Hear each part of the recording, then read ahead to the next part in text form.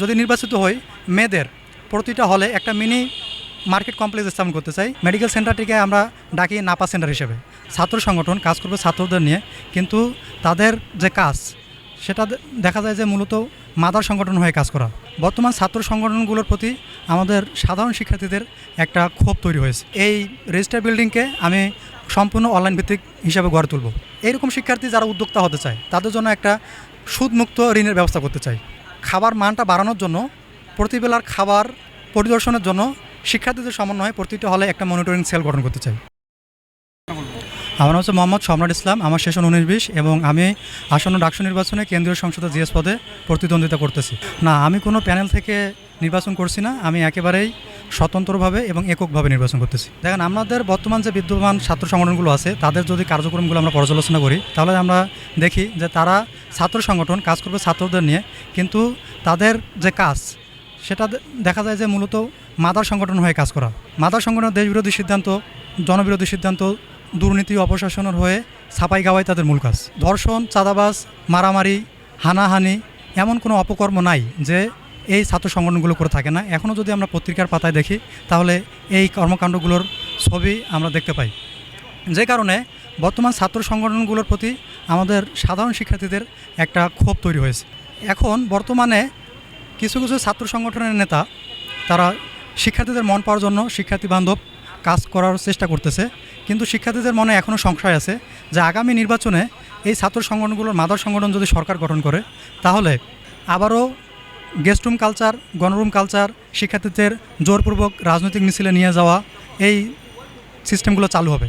যে কারণে শিক্ষার্থীরা চাচ্ছে যে রাজনীতির বাইরে এমন কোনো প্রতিনিধি নির্বাচন করতে যারা তাদের শিক্ষার্থীদের হয়ে কাজ করবে, যাদের কোনো মাদার সংগঠন নাই, যাদের মাদার সংগঠন হবে একমাত্র সাধারণ শিক্ষার্থীরা।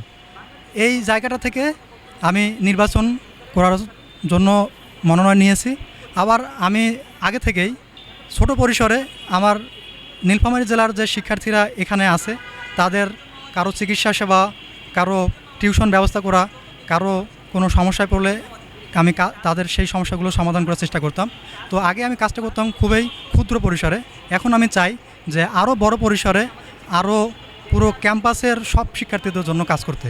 যে কারণে আমি এককভাবে, এবং যেহেতু শিক্ষার্থীরা রাজনৈতিক ছাত্র সংগঠনগুলোকে তীব্রভাবে ঘৃণা জানাচ্ছে, যে কারণে আমি স্বতন্ত্রভাবে নির্বাচন করতেছি।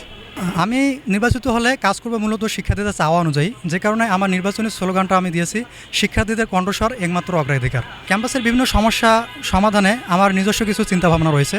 যেমন আমি প্রথমে রেজিস্টার বিল্ডিংয়ের কথাই বলি। এই রেজিস্টার বিল্ডিং নিয়ে আমাদের শিক্ষার্থীদের ভোগান্তির কোনো শেষ নেই। কাজের দীর্ঘসূত্রিতা, কর্মচারীদের দুর্ব্যবহার, এটা সাধারণ বিষয়। আমি যদি নির্বাচিত হই এই রেজিস্টার বিল্ডিংকে আমি সম্পূর্ণ অনলাইন ভিত্তিক হিসাবে গড়ে তুলব।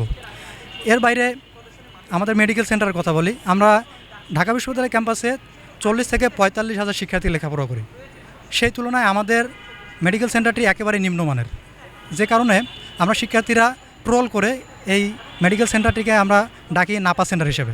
আমি নির্বাচিত হলে এই মেডিকেল সেন্টারটিকে সর্বাধুনিক যন্ত্রপাতি দিয়ে গড়ে তুলতে চাই এবং ঢাকা শহরে বিভিন্ন বিষয়ে যে বিশেষজ্ঞ ডাক্তাররা আছেন তাদের সমন্বয়ে একটা মেডিকেল টিম গঠন করতে চাই। আমরা যদি বাইরে কোনো ডাক্তারকে দেখাই তাহলে দেখা যায় যে 1000 থেকে 1500 টাকা ভিজিট দিতে হয়। তো এই মেডিকেল টিমের মাধ্যমে খুবই স্বল্প মূল্য, ধরেন 100 টাকা, এই 100 টাকায় আমি ক্যাম্পাসের শিক্ষার্থীদের চিকিৎসা সেবা নিশ্চিত করতে চাই। আমাদের মেয়েদের 3টা হল, সুফিয়া কামাল হল, বঙ্গমাতা হল এবং কুয়েত মৈত্রী হল, এই 3টা হল ক্যাম্পাসের বাইরে। যে কারণে আসা যাওয়ার পথে মেয়েরা বিভিন্ন ধরনের সমস্যার সম্মুখীন হয়। যেমন তারা ইফটিজিংয়ের শিকার হয়, তারা রাস্তা পারাপারের সমস্যার সম্মুখীন হয়, তাদের যাতায়াতে অনেক বেশি সময় নষ্ট হয়। এই কারণে আমি যদি নির্বাচিত হই আমি প্রশাসনকে চাপ দেব 3টা হলকে মূল ক্যাম্পাসে স্থানান্তর করা। আবার আমি যদি নির্বাচিত হই মেয়েদের প্রতিটা হলে একটা মিনি মার্কেট কমপ্লেক্স স্থাপন করতে চাই, যেখানে কাঁচামাল, ওষুধপত্র এবং অন্যান্য প্রয়োজনীয় জিনিসপত্র থাকবে। আবার আমি যদি নির্বাচিত হই আমি ঢাকা বিশ্ববিদ্যালয়ে একটা নিজস্ব পরিবহন ব্যবস্থা গড়ে তুলতে চাই, যে পরিবহন ব্যবস্থা ব্যবহার করে শিক্ষার্থীরা ক্যাম্পাসের যে কোনো প্রান্তে স্বল্প মূল্যে, যেমন ধরেন 5 টাকায় তারা যাতায়াত করতে পারবে। আবার আমি যদি নির্বাচিত হই তাহলে শিক্ষার্থীদের জন্য, যারা এইরকম শিক্ষার্থী যারা উদ্যোক্তা হতে চায় তাদের জন্য একটা সুদমুক্ত ঋণের ব্যবস্থা করতে চাই। এবং আমাদের ক্যাম্পাসের একটা প্রধান সমস্যা হচ্ছে, এবং প্রতিটা হলের এই সমস্যাটা, সেটা হচ্ছে খাবার মান খুবই খারাপ। তো আমি যদি নির্বাচিত হই তাহলে এই খাবার মানটা বাড়ানোর জন্য, প্রতিবেলার খাবার পরিদর্শনের জন্য শিক্ষার্থীদের সমন্বয়ে প্রতিটা হলে একটা মনিটরিং সেল গঠন করতে চাই। এবং আমাদের আরেকটা বড় সমস্যা হচ্ছে নিরাপত্তাজনিত সমস্যা। তো আমি যদি নির্বাচিত হই, আমি আমাদের যে প্রক্রিয়াল টিম আছে এই প্রক্রিয়াল টিমের সদস্যের সঙ্গে বাড়াতে চাই এবং ঢাকা বিশ্ববিদ্যালয়কে কয়েকটি পয়েন্টে ভাগ করতে চাই, এবং প্রতিটা পয়েন্টে প্রক্রিয়াল টিমের সদস্যরা রাত দিন 24 ঘন্টা তারা শিডিউল অনুযায়ী দায়িত্বে থাকবে।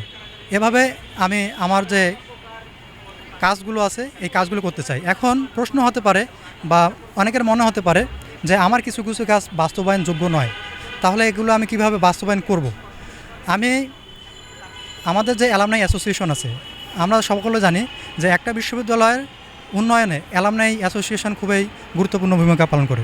তো এই অ্যালামনাই অ্যাসোসিয়েশন, ভার্সিটির প্রশাসন, সরকার এবং আমাদের দেশের যে বিভিন্ন শিল্পগোষ্ঠী আছে তাদের সমন্বয়ে একটা টাস্ক ফোর্স গঠন করতে চাই, এবং এই টাস্ক ফোর্সের আন্ডারে আমি ঢাকা বিশ্ববিদ্যালয়ে বিভিন্ন সমস্যা নিরসনে কাজ করতে চাই। এভাবে আমি আমার কাজগুলো, আমি আমার ইশতেহারগুলো যদি নির্বাচিত হই এভাবেই বাস্তবায়ন করব। এবং আমি যদি নির্বাচিত হই এবং আমি আমার ইশতেহারগুলো বাস্তবায়ন করতে না পারি, তাহলে আমি চিন্তা করছি যেহেতু আমি কথা দিয়ে কথা রাখতে পারি নাই, সেক্ষেত্রে আমার ঢাকা বিশ্ববিদ্যালয়ের শিক্ষার্থী থাকার কোনো আর নৈতিক অধিকার নাই। যদি আমি কাজগুলো করতে না পারি তাহলে আমি স্বেচ্ছায় আমরা বিগত কয়েকটা দিনে আমরা নির্বাচনী বিধি ভঙ্গের কিছু উদাহরণ আমরা দেখেছি। তবে সার্বিকভাবে যদি বলতে চাই, এখনও নির্বাচনের পরিবেশ আলহামদুলিল্লাহ অনেক ভালো আছে, এবং আমরা শিক্ষার্থীরা বিশ্বাস করি যে একটা সুষ্ঠু পরিবেশের মধ্য দিয়ে আগামী 9 তারিখে ডাকসু নির্বাচন সম্পন্ন হবে।